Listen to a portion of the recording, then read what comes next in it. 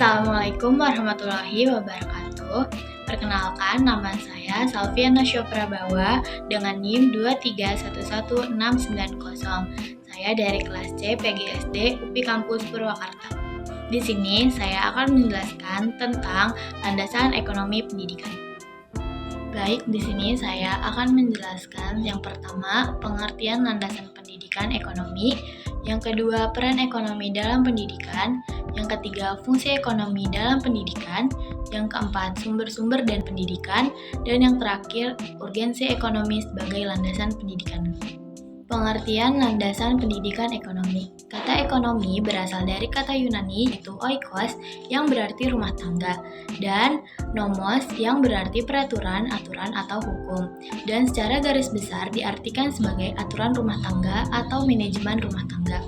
Ekonomi menurut KBBI adalah ilmu mengenai asas-asas produksi, distribusi, pemakaian barang-barang serta kekayaan.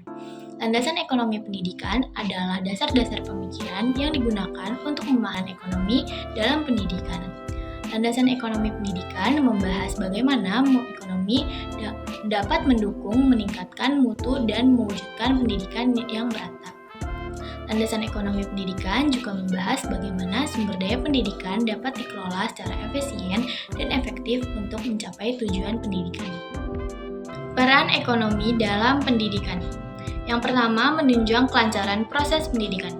Ekonomi dapat mempengaruhi kelancaran proses pendidikan karena masih banyak orang yang tidak bisa mengenyam pendidikan karena kendala ekonomi.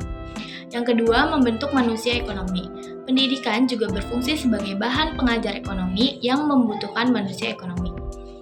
Yang ketiga, menyiapkan peserta didik. Fungsi dari pendidikan adalah menyiapkan peserta didik agar menghasilkan sumber daya manusia yang baik. Ekonomi sangat mempengaruhi dalam dunia pendidikan karena ekonomi sangat berperan penting dalam menunjang berbagai pendidikan. Yang keempat, meningkatkan produktivitas belajar. Pertumbuhan ekonomi Indonesia dipengaruhi oleh pendidikan. Oleh karena itu, pentingnya pendidikan dalam pertumbuhan ekonomi Indonesia akan meningkatkan produktivitas belajar sehingga penerus negara yang masih belajar dapat lebih memahami perekonomian dan memperbaiki perekonomian Indonesia yang seragam.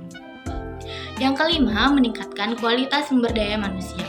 Dengan pendidikan akan menghasilkan kualitas sumber daya manusia yang lebih profesional baik dari industri maupun dari pertanian. Yang keenam, meningkatkan investasi human capital. Menurut teori human capital, kontribusi pendidikan sangat berpengaruh terhadap pembangunan ekonomi.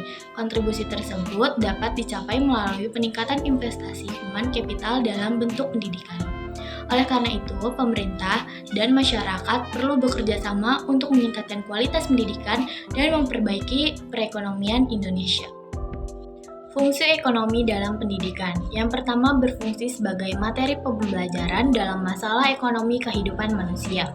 Yang kedua, sumber pendidikan yang membuat anak mampu mengembangkan kognisi, afeksi, psikomotor untuk menjadi tenaga kerja yang handal dan mampu menciptakan lapangan kerja sendiri, memiliki etos kerja, dan bisa hidup hemat. Yang ketiga, menunjang kelancaran proses pendidikan. Sumber dana pendidikan. Ada beberapa sumber dana pendidikan yaitu kerjasama dengan instansi lain baik pemerintah, swasta maupun dunia usaha. Selanjutnya usaha-usaha lain seperti sumbangan dari masyarakat, penjualan produk atau jasa, dan sebagainya. Lalu pajak pendidikan yang dibayar oleh semua masyarakat, dan yang terakhir pemerintah dalam bentuk proyek pembangunan, penelitian, dan sebagainya. Urgensi ekonomi dalam landasan pendidikan. Urgensi menurut KBBI adalah keharusan yang mendesak atau hal yang sangat penting. Urgensi pendidikan dalam pertumbuhan ekonomi yaitu meningkatkan produktivitas belajar sehingga penerus negara yang masih belajar dapat lebih memahami perekonomian dan memperbaiki perekonomian dengan seragam. Dengan tuntutan ekonomi yang terus meningkat, faktor pendidiklah yang mendukung pertumbuhan ekonomi.